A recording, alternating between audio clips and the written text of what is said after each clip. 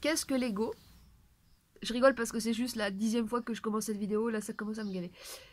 Espérons que ce soit la bonne. Oui, c'est la bonne, c'est la bonne, c'est la bonne, on y croit, on y croit, on y croit, on y croit. Qu'est-ce que l'ego? Pourquoi est-ce qu'on a un ego et pourquoi est-ce que l'ego nous fait souffrir? C'est juste ces putains de 3 phrases que j'arrive pas à dire depuis tout à l'heure. Ok, et c'est pas du tout naturel parce que je les ai... je veux dire ça quoi, donc c'est pas naturel, mais c'est parti, maintenant c'est parti. Allez, maintenant c'est freestyle. Là c'est freestyle, les 3 questions sont posées, c'est parti. Allez, on y va. Donc, non pas donc, on commence pas une phrase par donc. C'est parti. Ça suit un déroulé là, tout ce que je dis c'est par rapport à ce que je disais avant, dans les vidéos précédentes. Par rapport à ce que je disais sur l'âme. L'origine de l'âme, l'origine astrale de l'âme. Je fais vite un petit résumé. Quand je disais l'âme provient de cette espèce de couveuse, de cette espèce de plasma astral qui est son origine, et elle descend dans la chair, dans le corps de chair pour s'incarner, dans le but, qui n'est pas un but puisqu'elle ne le... il n'est pas conscient son but parce que le seul but qui existe c'est le but de l'absolu, mais dans le but de l'absolu, donc que l'absolu a comploté pour elle, que cette âme connecte avec l'esprit, c'est-à-dire ce qui est de nature électrique, donc ce qui est de nature totalement opposée à sa nature magnétique. L'âme vit donc l'incarnation et l'expérience de la limitation, de la contrainte, le fait d'être enfermé dans un corps, comme la pire des souffrances qui soit. On a tous souffert d'être limités, de ne pas pouvoir voler, de ne pas pouvoir faire ce qu'on veut, de ne pas pouvoir... de devoir supporter la contrainte quand on devait réaliser quelque chose. J'ai une mouche qui s'est posée sur mon nez.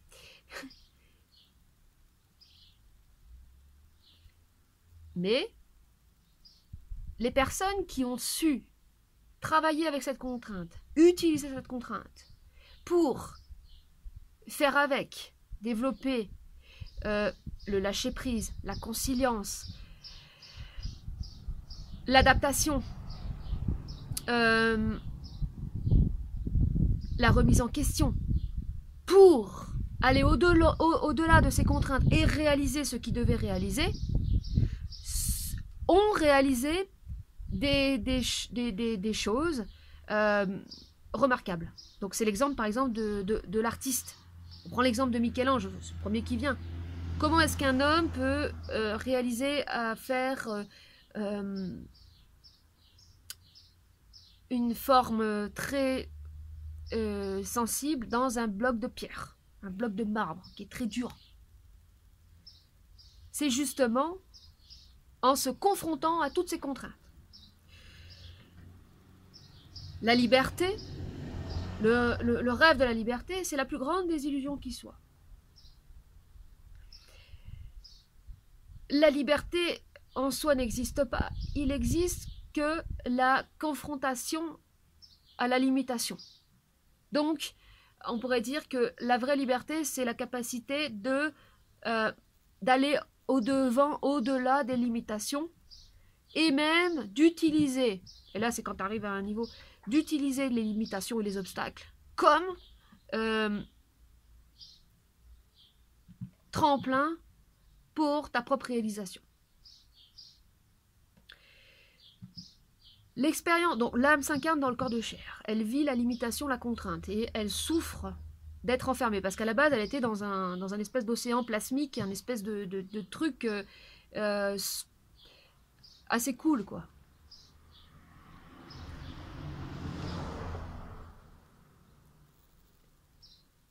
Elle vit la contrainte, la limitation, et surtout elle vit donc ce que certains ont appelé le voile de l'oubli, c'est-à-dire qu'elle est coupée son origine, hein, comme je le répète et je le répète, mais parce que aussi j'ai besoin de le reformuler pour le repréciser un petit peu à chaque fois. Dans ce voile de l'oubli, elle vit la culpabilité, elle se sent coupable de ne plus savoir d'où elle vient. Puisque l'âme, elle souffre d'être limitée, d'être dans ce corps de chair, eh ben, il est tentant pour elle de mettre fin à l'expérience de l'incarnation, de mettre fin à l'expérience de la limitation, de dire oh, ça me suffit, ça me fait chier tout ça, allez je me flingue, je me fous en l'air. Je complote contre le corps humain, enfin contre le corps de chair, pour faire en sorte que le corps de chair termine l'expérience et que moi je sois libérée et que je retourne d'où je viens. Mais le problème c'est que l'âme, elle retourne d'où elle vient. Mais le projet de l'absolu n'a pas été effectué. Parce que le projet de l'absolu, c'est que l'âme qui est dans sa couveuse descend dans le corps de chair pour ensuite, dans cette densité, reconnecte avec la pure information située hors matrice pour faire germer au sein d'un être la conscience qui est la manifestation dans la densité de la lumière, ou de Dieu, en fait. Donc, pour faire en sorte que l'âme ne mette pas toujours fin à l'expérience, parce qu'elle souffre trop, mais on a mis un ego. Enfin, quand je dis on, c'est l'intelligence a mis un ego. Grâce à l'ego, celui qui nous fait tellement souffrir, celui qui fait qu'on est tellement crispé, qu'on est tellement toujours en train de défendre notre petit bout de gras et qu'on veut toujours avoir raison. Grâce à l'ego, ben, en fait, on a peur de mourir. On a peur de la mort. En fait, la mort, c'est juste la fin de l'expérience de l'incarnation. C'est tout.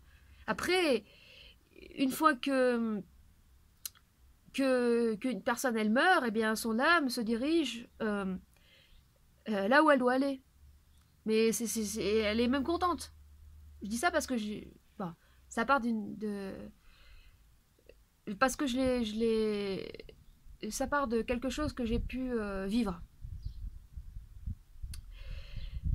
Donc, le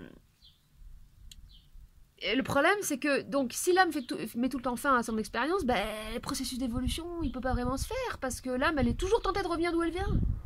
Il faut pas qu'elle revienne d'où elle vient, il faut pas qu'elle retourne dans l'astral. Elle évoluera pas dans l'astral. Tous les guides, toutes les entités qui sont situées dans l'astral, le bas ou le haut, ils peuvent pas évoluer. Ils sont kéblos, ils sont sous la cloche. Alors, il y en a certains qui rentrent en connexion avec les grands guides, les grands maîtres du haut astral qui disent « Oh oui, moi, je ne me réincarnerai plus jamais. Moi, je suis au-delà de tout ça, machin. » Non, mais ils sont pas au-delà de tout ça, ils sont bloqués, ils peuvent plus évoluer. Leur seul et unique projet, c'est de maintenir la mémoire de ce qu'ils sont. Mais une mémoire, c'est mort. Une mémoire, ce n'est pas la vie. Et eux-mêmes, donc toutes ces entités qui sont situées dans l'astral, le bas comme le haut, ne savent pas ce qu'est l'évolution, puisqu'ils n'ont pas de contact avec la pure lumière et l'esprit qui est situé hors matrice. Donc, ils peuvent donner des informations, des renseignements, des informations aux humains, et les humains peuvent être impressionnés, mais ils vont toujours se faire manipuler parce qu'ils vont recevoir des informations d'êtres n'ayant aucune conscience, parce que la conscience, elle se crée dans l'incarnation. Donc ils vont recevoir des informations qui vont être impressionnantes, mais qui ne participent pas de cette évolution, qui sont des mémoires. Et là où l'humain, ou l'homme, est supérieur à tout ça, à toutes ces entités, c'est que lui, il a la possibilité, en tant qu'âme incarnée dans un corps de chair, ayant potentiellement la possibilité de se reconnecter à l'esprit, de développer la conscience.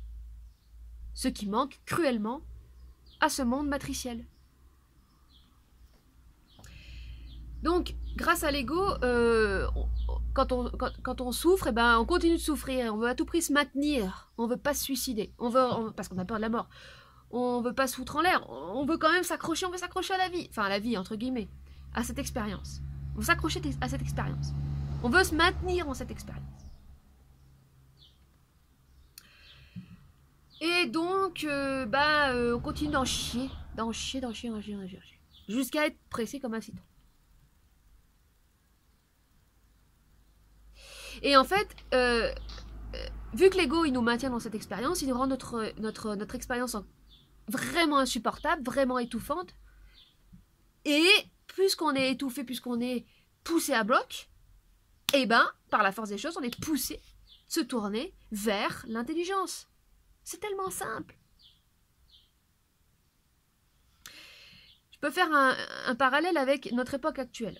notre époque actuelle va devenir, et déjà est en train de devenir, insupportable, étouffante. Parce que, comment voulez-vous quitter une matrice si elle ne devient pas étouffante? Ben vous voulez y rester. Tant qu'on peut faire un petit stage par-ci par-là, tant qu'on peut se contenter d'un petit truc par-ci par-là et que finalement on fait notre bonheur, et qu'on n'est pas poussé dans nos retranchements les plus insupportables, ben on se contente de ça. Et donc on n'évolue pas. Donc il faut que ça devienne insupportable. Et ben c'est pas rassurant comme message. Et ben franchement, depuis que j'ai arrêté de donner des messages rassurants et encourageants, ben moi je me sens beaucoup mieux dans ma peau. Depuis que je prends plus de goût à me voiler la face et à trouver des compensations diverses et variées. Mais ce qui ne veut pas dire pour autant qu'il faille rejeter cette matière. Puisque cette matière, c'est la clé de notre connexion. Donc, il ne s'agit pas de se couper du monde, de se couper de cette densité, bien au contraire. Bien au contraire, de la magnifier.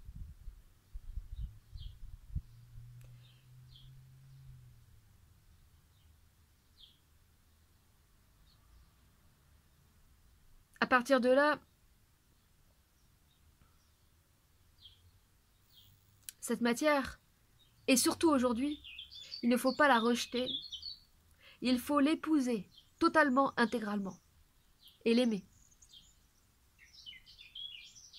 Ce n'est pas dans le rejet, dans le refuge, dans l'absolu, dans les concepts et dans tous ces trucs, dans ces sphères, que la réalisation se trouve, mais bien dans la densité, dans la matière. Allez, la suite au prochain épisode.